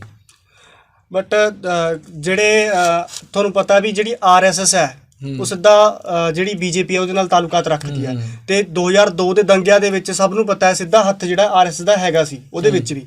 ਤੇ RSS ਵਾਲੇ ਤੇ BJP ਜਿਹੜੇ ਲੀਡਰਸ ਨੇ ਉਹ ਕਹਿੰਦੇ ਨੇ ਕਿ ਸਾਡੀ ਦੇਸ਼ ਦੀ ਸਰਵਉੱਚ ਅਦਾਲਤ ਨੇ ਮੋਦੀ ਨੂੰ ਰਿਹਾ ਕੀਤਾ, ਤਾਂ ਇਹ ਇੱਕ ਸਾਜ਼ਿਸ਼ ਹੈ 20 ਸਾਲਾਂ ਬਾਅਦ ਇਸ ਚੀਜ਼ ਨੂੰ ਸਾਹਮਣੇ ਲੈ ਕੇ ਆਉਣ ਤੋਂ ਬਾਅਦ ਵੀ ਸਾਡੇ ਪ੍ਰਧਾਨ ਮੰਤਰੀ ਨੂੰ ਬਦਨਾਮ ਕਰਨ ਦਾ ਬਸ ਇੱਕ ਸਾਜ਼ਿਸ਼ ਘੜ ਰਹੇ ਨੇ ਉਹ। ਬਸ ਵੇਖੋ, ਵੈਸੇ ਅਦਾਲਤ ਦੇ ਆਪਾਂ ਕਿਸੇ ਵੀ ਫੈਸਲੇ 'ਤੇ ਕੁਐਸਚਨ ਨਹੀਂ ਕਰ ਸਕਦੇ ਜੀ, ਕਿਉਂਕਿ ਅਦਾਲਤ ਜਿਹੜਾ ਉਹਦਾ ਮਤਲਬ ਜਿਹੜਾ ਫੈਸਲਾ ਹੁੰਦਾ ਹੈ ਉਹ ਮਤਲਬ ਬੜੀਆਂ ਸਾਰੀਆਂ ਦਲੀਲਾਂ ਦੇ ਵਿੱਚੋਂ ਗੁਜ਼ਰਦਾ ਹੈ, ਫਾਈਨਲ ਡਿਸੀਜ਼ਨ ਦਿੱਤਾ ਜਾਂਦਾ। ਪਰ ਇੱਥੇ ਕੁਝ ਮੈਂ ਤੁਹਾਨੂੰ ਐਗਜ਼ਾਮਪਲ ਦੇਣਾ ਚਾਹੂੰਗਾ ਕੇਰ ਸਿੰਘ ਦੀ। ਕੇਰ ਸਿੰਘ ਜਿਹੜਾ ਹੈ ਉਹਨਾਂ ਨੂੰ ਜਦੋਂ ਫਾਂਸੀ ਚੜ੍ਹਾ ਦਿੱਤਾ ਗਿਆ 1989 ਦੇ ਵਿੱਚ, ਇਹ ਵੀ ਰਿਪੋਰਟਾਂ ਨੇ ਉਸ ਸਮੇਂ ਜਿਹੜੇ ਸਾਡੇ ਮਤਲਬ ਜੱਜ ਸਾਹਿਬ ਹੀ ਚੰਦਰਚੂੜ, ਉਹਨਾਂ ਦੀ ਸਟੇਟਮੈਂਟ ਹੈ ਕਿ ਇਹ ਇੱਕ ਮਿਸਟੇਕ ਹੀ ਕਿ ਕਿਤੇ ਨਾ ਕਿਤੇ ਕਈ ਵਾਰੀ ਅਦਾਲਤ ਜੋ ਚੀਜ਼ਾਂ ਪੇਸ਼ ਕੀਤੀਆਂ ਜਾਂਦੀਆਂ ਨੇ ਜਾਂ ਦਿਖਾਈਆਂ ਜਾਂਦੀਆਂ ਨੇ ਉਹਨਾਂ ਵਿੱਚ ਵੀ ਕਿਤੇ ਨਾ ਕਿਤੇ ਕੋਈ ਹੋ ਸਕਦੀ ਹੈ ਸਹੀ ਤਰੀਕੇ ਨਾਲ ਨਾ ਪੇਸ਼ ਕੀਤੀਆਂ। ਜੱਜ ਨੇ ਆਪਣੇ ਸਾਰਿਆਂ ਦੇ ਅਕੋਰਡਿੰਗ ਡਿਸੀਜ਼ਨ ਲੈਣਾ। ਹੁਣ ਜਿਹੜੀ ਸੰਸਥਾ ਦਾ ਤੁਸੀਂ ਨਾਮ ਲਿਆ RSS ਜਾਂ ਇਹਨਾਂ ਦਾ BJP ਨਾਲ ਤਾਲੁਕਾਤ ਹੈ, ਹੁਣ ਸੋਚਣ ਵਾਲੀ ਗੱਲ ਹੈ ਕਿ ਜਿਹੜੇ ਤਰੀਕੇ ਨਾਲ ਸਾਡੇ ਦੇਸ਼ ਦੇ ਵਿੱਚ ਧਰਮ ਨੂੰ ਆਧਾਰ ਬਣਾ ਕੇ ਜਿਹੜੇ ਲੋਕਾਂ ਦੀਆਂ ਭਾਵਨਾਵਾਂ ਦੇ ਨਾਲ ਖੇਡਿਆ ਜਾ ਰਿਹਾ ਜਾਂ ਇਹੋ ਜਿਹੀ ਰੰਗਤ ਬਣਾਈ ਜਾ ਰਹੀ ਹੈ, ਜੇ ਫਿਲਮ ਰੰਗ ਨੂੰ ਧਰਮ ਦਾ ਨਾਮ ਦੇ ਦਿੱਤਾ, ਜਿਵੇਂ ਪਠਾਨ ਫਿਲਮ ਦੇ ਵਿੱਚ ਉਹ ਰੰਗ ਨੂੰ ਲੈ ਕੇ ਇੰਨਾ ਵੱਡਾ ਵਿਵਾਦ ਹੋਇਆ, ਬਿਲਕੁਲ, ਤੇ ਦੂਸਰੇ ਰੰਗ ਨੂੰ ਟਾਰਗੇਟ ਕੀਤਾ ਗਿਆ। ਹਾਂਜੀ, ਜਿਹੜੀ ਵੀ ਪਾਰਟੀ, ਮੈਂ ਮਤਲਬ ਇਕੱਲਾ ਇਹ ਸੰਸਥਾ ਨਹੀਂ, ਕੋਈ ਵੀ ਪਾਰਟੀ ਵੇਖੋ ਹਰ ਕਿਸੇ ਨੂੰ ਆਪਣਾ ਧਰਮ ਜਿਹੜਾ ਹੈ ਪ੍ਰੋਪੋਗੇਟ ਕਰਨ ਦਾ ਅਧਿਕਾਰ ਆ, ਉਹ ਸਾਨੂੰ ਆਰਟੀਕਲ 25 ਅਧਿਕਾਰ ਦਿੰਦਾ, ਫਰੀਡਮ ਆਫ ਰਿਲੀਜਨ ਸਾਰਿਆਂ ਨੂੰ ਦਿੱਤੀ ਹੈ ਜੀ, ਬਿਲਕੁਲ। ਪਰ ਉਹ ਧਰਮ ਦੀ ਆੜ ਦੇ ਵਿੱਚ ਤੁਸੀਂ ਕਿਸੇ ਦਾ ਨੁਕਸਾਨ ਕਰੋ, ਚਾਹੇ ਲਿੰਚਿੰਗ ਕਰੋ, ਕਿਸੇ ਦਾ ਕਤਲੇਆਮ ਕਰੋ, ਬੜੇ ਸਾਰੇ ਪੀਲੂ ਖਾਨ ਦਾ ਮਰਡਰ ਕੇਸ ਹੋ ਗਿਆ ਜਾਂ ਹੋਰ ਵੀ ਬੜੇ ਸਾਰੇ ਇਹੋ ਜਿਹੇ ਕੇਸ ਨੇ ਜਿਨ੍ਹਾਂ ਵਿੱਚ ਧਰਮ ਦੀ ਆੜ ਦੇ ਵਿੱਚ ਜਿਹੜਾ ਕੋਈ ਸੰਸਥਾ ਵੱਲੋਂ ਮਾਰਿਆ ਗਿਆ ਜਾਂ ਕਿਸੇ ਨੂੰ ਕਤਲ ਕੀਤਾ ਗਿਆ, ਉਹ ਚੀਜ਼ਾਂ ਗਲਤ ਨੇ। ਹਰ ਕਿਸੇ ਨੂੰ ਆਪਣੇ ਵਿਚਾਰ ਰੱਖਣ ਦਾ ਅਧਿਕਾਰ ਆ। ਕੋਈ ਵੀ ਸੰਸਥਾ ਹੈ ਅਗਰ ਉਹ ਲੀਗਲ ਉਹਦੇ 'ਚ ਚੱਲ ਰਹੀ ਹੈ, ਲੀਗਲੀ ਸਾਰਾ ਕੁਝ ਸਹੀ ਹੈ, ਉਹ ਚੱਲ ਰਹੀ ਹੈ। ਇਸ ਤਰ੍ਹਾਂ ਦੀ ਜਿਹੜੀ ਰੰਗਤ ਦੇਣਾ ਹੈ, ਰੰਗਤ ਦੇ ਆਧਾਰ 'ਤੇ ਚਾਹੇ ਕੋਈ ਫਿਲਮ ਨੂੰ ਬੈਨ ਕਰਨਾ ਹੈ, ਡਾਕੂਮੈਂਟਰੀ ਨੂੰ ਬੈਨ ਕਰਨਾ ਹੈ, ਕਿਸੇ ਜਗ੍ਹਾ ਦੰਗੇ ਕਰਨੇ, ਕਤਲੇਆਮ ਕਰਨੇ, ਇਹ ਸਾਰੀਆਂ ਚੀਜ਼ਾਂ ਗਲਤ ਨੇ। ਧਰਮ ਦੇ ਆਧਾਰ 'ਤੇ ਚੀਜ਼ਾਂ ਨਹੀਂ ਹੋਣੀਆਂ ਚਾਹੀਦੀਆਂ। ਚਾਹੇ ਕੋਈ ਸੰਸਥਾ ਧਰਮ ਨੂੰ ਲੋਕਾਂ ਦੇ ਪਰਸਨਲ ਉਹਦੇ 'ਤੇ ਰਹਿਣ ਦੇਣਾ ਚਾਹੀਦਾ ਜੀ, ਉਹਨੂੰ ਪ੍ਰੋਪੋਗੇਟ ਕਰੋ, ਪਰ ਉਹਦਾ ਕਦੀ ਇਸਤੇਮਾਲ ਨਾ ਕਰੋ ਕਿ ਲੋਕਾਂ ਦੀ ਭਾਵਨਾਵਾਂ ਨਾਲ ਖੇਡਿਆ ਜਾਏ ਜੀ। ਤੇ ਜਿਵੇਂ ਤੁਸੀਂ ਕਿਹਾ ਕਿ BBC ਇੱਕ ਬਹੁਤ ਵੱਡਾ ਨਾਮ ਹੈ, ਹੈ ਨਾ, ਤੇ ਦੰਗਾ ਗੁਜਰਾਤ ਦੇ ਵਿੱਚ ਹੋਇਆ, ਉਰੇ ਆਪਣੇ ਇੰਡੀਆ ਦੇ ਵਿੱਚ ਹੋਇਆ, ਤੇ ਉਸ ਮੁੱਦੇ ਨੂੰ 20 ਸਾਲਾਂ ਬਾਅਦ BBC ਚੱਕਦੀ ਹੈ, ਉਹ 'ਤੇ ਡਾਕੂਮੈਂਟਰੀ ਬਣਾਉਂਦੀ ਹੈ। ਪਰ ਸਾਡੀ ਜਿਹੜੀ ਇੰਡੀਆ ਦੀ ਮੀਡੀਆ ਆ ਉਹ ਕਿੱਥੇ ਆ, ਉਹ ਇਸ ਵਕਤ ਕਿੱਥੇ ਸੋ ਰਹੀ ਹੈ? ਇੰਡੀਅਨ ਮੀਡੀਆ 'ਤੇ ਬਹੁਤ ਵਾਰੀ ਕਟਹਿਰੇ 'ਚ ਆ ਚੁੱਕਿਆ ਹੈ। ਜਿਵੇਂ ਮੈਂ ਤੁਹਾਨੂੰ ਐਗਜ਼ਾਮਪਲ ਦਊਂਗਾ ਅਲ ਜਜ਼ੀਰਾ ਚੈਨਲ ਦੀ। ਅਲ ਜਜ਼ੀਰਾ ਉਹ ਚੈਨਲ ਹੈ ਕਿ ਜਿਹੜਾ ਇੰਟਰਨੈਸ਼ਨਲ ਬਹੁਤ ਵੱਡੀਆਂ ਜਿਹੜੀਆਂ ਫੋਰਸਿਸ ਨੇ ਉਹਨਾਂ ਵਾਸਤੇ ਅਲ ਜਜ਼ੀਰਾ ਚੈਨਲ ਜਿਹੜਾ ਇੱਕ ਚੈਲੰਜ ਹੈ। ਉਹ ਉਹਨਾਂ ਦੇਸ਼ਾਂ 'ਚ ਜਾ ਕੇ ਉਹ ਮੁੱਦੇ ਦਿਖਾਉਂਦਾ ਹੈ ਜਿਹੜੇ ਉਹ ਦੇਸ਼ ਦਾ ਮੀਡੀਆ ਨਹੀਂ ਵਿਖਾਉਂਦਾ। ਹੁਣ ਇੰਡੀਅਨ ਮੀਡੀਆ 'ਤੇ ਉਹਨਾਂ ਨੇ ਡਾਕੂਮੈਂਟਰੀ ਬਣਾਈ, ਉਹਨਾਂ ਦੱਸਿਆ ਕਿ ਇੰਡੀਅਨ ਮੀਡੀਆ ਜਿਹੜਾ ਉਹ ਕਿਸ ਤਰ੍ਹਾਂ ਲੋਕਾਂ ਨੂੰ ਡਿਵਾਈਡ ਕਰ ਰਿਹਾ। ਹੁਣ ਆਪਾਂ ਆਪ ਹੀ ਹੁਣ ਜਿਹੜੇ ਚੈਨਲ ਨੇ, ਆਪਾਂ ਸ਼ਾਮ ਨੂੰ ਜਦੋਂ ਪ੍ਰਾਈਮ ਟਾਈਮ ਦੇਖਣ ਵਾਸਤੇ TV ਔਨ ਕਰਦੇ ਹਾਂ, ਧਰਮ ਦੇ ਨਾਮ 'ਤੇ ਡਿਬੇਟਾਂ ਚੱਲ ਰਹੀਆਂ ਨੇ, ਫਿਰਕਾ ਪ੍ਰਸਤੀ ਦਾ ਮਾਹੌਲ ਜਿਹੜਾ ਮੀਡੀਆ ਬਣਾ ਰਿਹਾ, ਉਹ ਬੇਰੁਜ਼ਗਾਰੀ ਦੀ ਨਹੀਂ ਗੱਲ ਕਰ ਰਹੇ। ਉਹ ਸਾਡੇ ਦੇਸ਼ 'ਤੇ ਹੁਣ ਬਜਟ ਪੇਸ਼ ਹੋਇਆ, ਇਹਦੇ ਵਿੱਚ ਜਿਵੇਂ ਐਜੂਕੇਸ਼ਨ ਦੇ ਰਿਲੇਟਡ ਜਿਹੜਾ ਉਹਦੇ ਵਿੱਚ ਹੈਲਥ ਅਤੇ ਐਜੂਕੇਸ਼ਨ ਜਿਹੜੇ ਸਾਡੇ ਪ੍ਰਾਈਮ ਜਿਹੜੇ ਸੈਕਟਰ ਨੇ ਉਹਨਾਂ ਦੇ ਵਿੱਚ ਜਿਹੜਾ ਬਜਟ ਦੇ ਜਿਹੜੇ ਉਹ ਘੱਟ ਕੀਤਾ ਗਿਆ, ਅਤੇ ਉਹਦੇ ਬਾਰੇ ਡਿਬੇਟ ਕਰਨ ਦੀ ਬਜਾਏ ਹੋਰ ਹੀ ਉਹ ਕੰਮਾਂ 'ਤੇ ਲੱਗੇ ਹੋਏ ਨੇ ਉਹਨਾਂ ਨੇ। ਕਿਉਂਕਿ ਆਮ ਬੰਦੇ ਦੀ ਗੱਲ ਨਹੀਂ ਕਰ ਰਹੇ, ਉਹ ਗੱਲ ਕਰ ਰਹੇ ਨੇ ਹੋਰ ਹੀ ਇੱਕ ਜਿਵੇਂ ਆਪਾਂ ਮੀਡੀਆ 'ਚ ਕਰਦੇ ਹਾਂ ਏਜੰਡਾ ਸੈਟਿੰਗ ਦੀ ਗੱਲ ਕਰਦੇ ਹਾਂ, ਕੋਈ ਏਜੰਡਾ ਸੈੱਟ ਕਰ ਰਿਹਾ ਕਿ ਲੋਕ ਇਹੋ ਜਿਹੀ ਚੀਜ਼ਾਂ ਬਾਰੇ ਸੋਚਣ। ਇੰਡੀਅਨ ਮੀਡੀਆ ਜਿਹੜਾ ਵੇਖੋ ਸਾਰੇ ਇੱਕੋ ਜਿਹੇ ਨਹੀਂ ਹੈ। ਸਾਡੇ ਕੋਲ ਰਵੀਸ਼ ਕੁਮਾਰ ਹੈਗਾ, ਸਾਡੇ ਕੋਲ ਕਰਨ ਥਾਪਰ ਵਰਗੇ ਜਰਨਲਿਸਟ ਬੈਠੇ ਹੋਏ ਨੇ, ਹੋਰ ਵੀ ਸਾਡੇ ਕੋਲ ਚੰਗੇ ਪੱਤਰਕਾਰ ਨੇ ਜਿਹੜੇ ਜੋ ਗਲਤ ਹੋ ਰਿਹਾ ਗਲਤ ਨੂੰ ਗਲਤ ਬੋਲ ਰਹੇ ਨੇ, ਸੱਚ ਨੂੰ ਸੱਚ ਕਹਿ ਰਹੇ ਨੇ। ਵੈਸੇ ਵੀ ਮੀਡੀਆ ਦਾ ਕੰਮ ਕੀ ਹੁੰਦਾ ਹੈ ਕਿ ਮਤਲਬ ਜਿਹੜੇ ਸੱਤਾ ਨੇ ਉਹਨਾਂ ਨੂੰ ਸ਼ੀਸ਼ਾ ਵਿਖਾਉਣਾ ਹੈ ਕਿ ਤੁਹਾਨੂੰ ਕਿਹਦੇ ਵਾਸਤੇ ਬਣਾਇਆ ਗਿਆ, ਤੁਸੀਂ ਕੀ ਕੰਮ ਕਰ ਰਹੇ ਹੋ। ਅਤੇ ਇਹੋ ਜਿਹੇ ਪੱਤਰਕਾਰ ਹੈਗੇ ਨੇ ਜਿਹੜੇ ਗੱਲ ਕਰ ਰਹੇ ਨੇ, ਪਰ ਮੈਜੋਰਟੀ 'ਚ ਇਸ ਸਮੇਂ ਜਿਹੜਾ ਸਾਡਾ ਮੀਡੀਆ ਹੈ ਉਹ ਸਹੀ ਕੰਮ ਨਹੀਂ ਕਰ ਰਿਹਾ। ਉਹ ਜਿਹੜੀ ਆਮ ਲੋਕਾਂ ਦੀਆਂ ਜ਼ਰੂਰਤਾਂ ਨੇ, ਆਮ ਲੋਕਾਂ ਦੀ ਗੱਲ ਆ, ਉਹਨੂੰ ਅੱਖੋਂ ਪਰੋਖੇ ਕਰਕੇ ਉਹ ਗੱਲ ਕਰ ਰਿਹਾ ਕਾਰਪੋਰੇਟ ਘਰਾਣਿਆਂ ਦੀ, ਉਹ ਗੱਲ ਕਰ ਰਿਹਾ ਜਿਨ੍ਹਾਂ ਦਾ ਕੋਈ ਚੀਜ਼ਾਂ ਦਾ ਮਤਲਬ ਨਹੀਂ। ਇੰਡੀਆ 'ਚ ਇੰਨੇ ਸਾਰੇ ਮੁੱਦੇ ਨੇ, ਇਹ ਛੱਡ ਕੇ ਉਹ ਗੱਲ ਕਰ ਰਹੇ ਨੇ ਕੀ ਨਾਮ ਹੈ ਉਹਦੀ, ਪਾਕਿਸਤਾਨ ਦੀ ਗੱਲ ਕਰ ਰਹੇ ਨੇ, ਚਾਈਨਾ ਦੀ, ਰਸ਼ੀਆ ਯੂਕਰੇਨ ਦੀ ਵਾਰ ਦੀ ਗੱਲ ਕਰ ਰਹੇ ਨੇ। ਚਲੋ ਜਿੰਨਾ ਤੁਹਾਨੂੰ ਟਾਈਮ ਮਿਲਿਆ, ਤੁਸੀਂ ਜਿੰਨੇ ਕੁ ਟਾਈਮ ਦੀ ਉਹ ਜਿੰਨੀ ਕੁ ਨਿਊਜ਼ ਵੈਲਿਊ ਰੱਖਦੀ ਹੈ ਇੰਡੀਆ ਦੇ ਹਿਸਾਬ ਨਾਲ ਉਨੀ ਕੁ ਦਿਖਾਓ। ਤੁਸੀਂ ਆਪਣੇ ਇੱਧਰ ਦੇ ਮੁੱਦੇ ਦਿਖਾਓ ਕਿ ਬੇਰੁਜ਼ਗਾਰੀ ਜਿਹੜੀ ਆ ਕਿੰਨੀ ਵੱਧ ਰਹੀ ਹੈ, ਜਿਹੜੇ ਲੋਕੀ ਨੇ ਉਹਨਾਂ ਦਾ ਕਿੰਨੇ ਭੁੱਖਮਰੀ ਨਾਲ ਕਿੰਨੇ ਲੋਕੀ ਮਰ ਰਹੇ ਨੇ, ਕਿਹੜੀ ਸਟੇਟ ਦੇ ਵਿੱਚ ਜਿਹੜਾ ਕਿੰਨੇ ਬੱਤਰ ਹਾਲਾਤ ਨੇ, ਸਿਸਟਮ ਜਿਹੜਾ ਕਿਹੜੀ ਸਟੇਟ 'ਚ ਸਹੀ ਨਹੀਂ ਕੰਮ ਕਰ ਰਿਹਾ, ਉਹ ਚੀਜ਼ਾਂ ਦਿਖਾਉਣੀਆਂ ਚਾਹੀਦੀਆਂ। ਉਹ ਹੋਰ ਚੀਜ਼ਾਂ ਕਰ ਰਹੇ ਨੇ, ਉਹਦੇ ਕਰਕੇ ਫਿਰ ਸਾਰੇ ਟਾਰਗੇਟ 'ਚ ਆ ਜਾਂਦੇ, ਸਾਰੇ ਕਟਹਿਰੇ 'ਚ ਆ ਜਾਂਦੇ ਨੇ। ਸੋ ਚਲੋ ਤੁਸੀਂ ਹੁਣ ਇਸ ਡਾਕੂਮੈਂਟਰੀ 'ਤੇ ਬਹੁਤ ਹੀ ਸੁਚੱਜੇ ਢੰਗ ਨਾਲ ਖੁਲਾਸਾ ਕੀਤਾ ਇਸ ਦਾ, ਸਾਡੇ ਦਰਸ਼ਕਾਂ ਨੂੰ ਦੱਸਿਆ ਵੀ ਕਿਹੜੇ ਰੀਜ਼ਨ ਸੀਗੇ, ਕਿੰਨਾ ਕਰਕੇ ਇਹਨੂੰ ਬੈਨ ਕੀਤਾ ਗਿਆ, ਜਿਹਦੇ ਲਈ ਤੁਹਾਡਾ ਬਹੁਤ ਬਹੁਤ ਧੰਨਵਾਦ। ਤਾਂ ਇਹ ਸੀ ਸਾਡੇ ਪੱਤਰਕਾਰੀ ਵਿਭਾਗ ਦੇ ਪ੍ਰੋਫੈਸਰ ਦਿਲਰਾਜ ਸਿੰਘ ਬਾਜਵਾ, ਜਿਨ੍ਹਾਂ ਨੇ ਡਾਕੂਮੈਂਟਰੀ 'ਤੇ ਵਿਸਥਾਰਪੂਰਵਕ ਆਪਣਾ ਚਾਨਣਾ ਪਾਇਆ। ਤੇ ਇਸੇ ਤਰ੍ਹਾਂ ਅਗਲੇ ਐਪੀਸੋਡ ਦੇ ਵਿੱਚ ਮਿਲਾਂਗੇ ਤੁਹਾਡੇ ਨਾਲ ਇੱਕ ਨਵੇਂ ਜੋਸ਼ ਦੇ ਨਾਲ, ਇੱਕ ਨਵੇਂ ਮੁੱਦੇ ਦੇ ਨਾਲ। ਉਦੋਂ ਤੱਕ ਲਈ ਮੈਨੂੰ ਦਿਓ ਇਜਾਜ਼ਤ। ਧੰਨਵਾਦ।